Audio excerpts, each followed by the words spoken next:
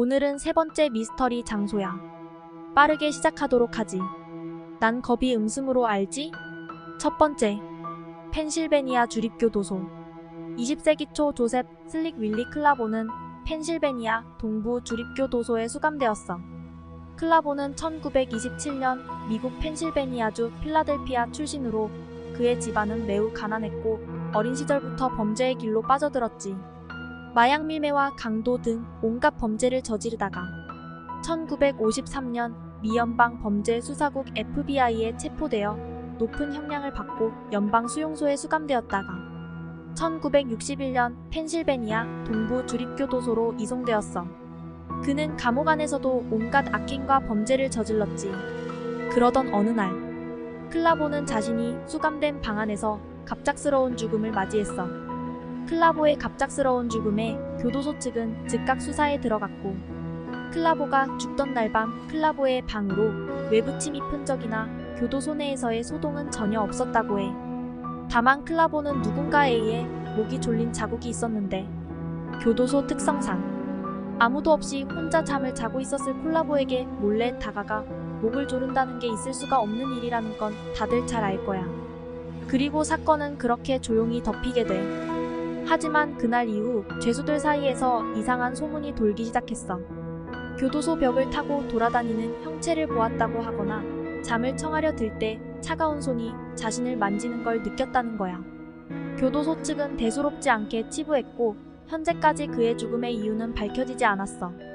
지금은 일반인에게 개방된 뮤지엄으로 운영이 되고 있지만 일부 관람객들은 교도소의 죄수들이 했던 말과 똑같이 교도소 벽에서 이상한 그림자를 보았다거나 차가운 손이 목덜미를 잡았다거나 이상한 소리의 뒤를 돌아봤지만 아무도 없었다는 이전에 나타났던 이상한 현상들이 관람객들에 의해 아직까지도 회자되고 있어.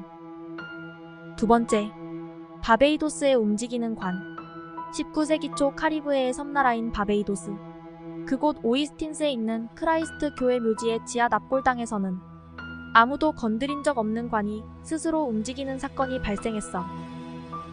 당시 세간의 관심을 끌어모았던 이 사건은 홈즈 시리즈를 지은 코난 도일도 교회 신부님과 함께 납골당 내부를 조사한 적이 있을 정도로 꽤나 유명한 사건이지. 관들은 관 전체가 납과 철 같은 여러 금속들로 만들어졌고 심지어 납골당 입구의 문은 2중 3중으로 잠그고 시멘트로 봉인한 상태였음에도 불구하고 관이 움직였으니 말 그대로 귀신이 곡할 노릇이었지.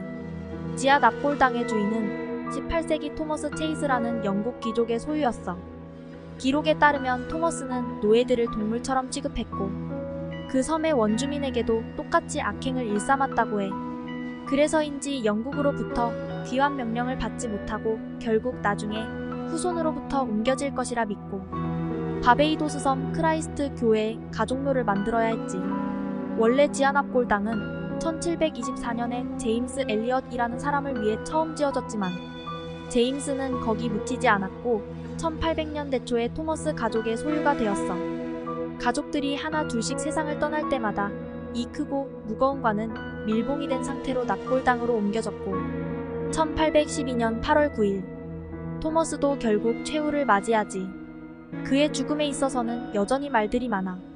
그래서 토머스의 장례를 치르고 관을 납골당에 안장하기 위해 묘지 관리인들이 문을 열었는데 처음 안장되었던 부인과 두 딸의 관이 제각기 다른 방향으로 널브러져 있었지만 대수롭지 않게 생각한 관리인들은 관들을 겹쳐놓고 나머지 관들도 정리하고 다시 봉인을 했어.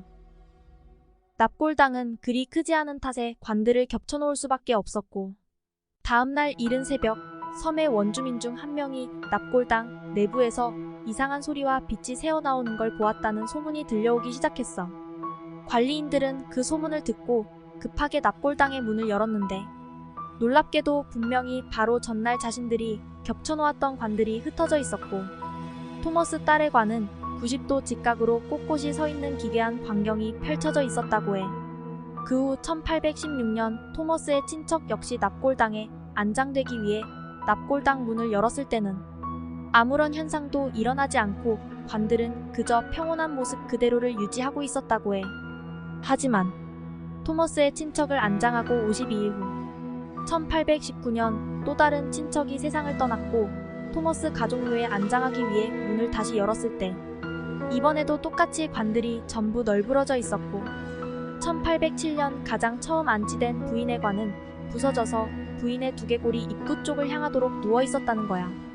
이런 기이한 현상들은 영국의 코튼 총독에게까지 전해졌고 총독은 범인을 잡을 방법으로 새로운 관을 넣고 모든 관들을 다시 정리한 다음에 납골당 바닥에 하얀 석회가루를 잔뜩 뿌리고 입구를 봉한 뒤 영국 정부의 공식 봉인 문양을 부착했어.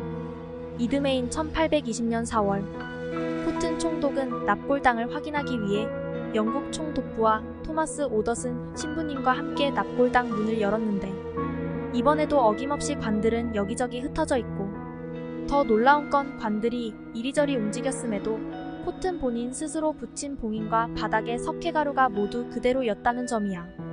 오더슨 신부님 역시 그 후 범인을 밝혀내려 쇠사슬로 관들을 묶고 쇠사슬엔 밀가루를 묻혀서 누가 손이라도 대면 자국이 남게 조치해두고 바닥에는 모래를 뿌리는 등 갖가지 방법을 시전한 후에 추가로 납골당 문에는 벽돌과 시멘트를 사용해 2중 3중으로 벽을 쌓아 외부로부터의 접근을 완전히 차단해버렸지. 그리고 다음날 오더슨 신부님과 코튼 총독 그리고 섬의 관리인들이 모여 납골당 문을 막은 벽돌과 시멘트를 부수고 내부를 확인하려 했어.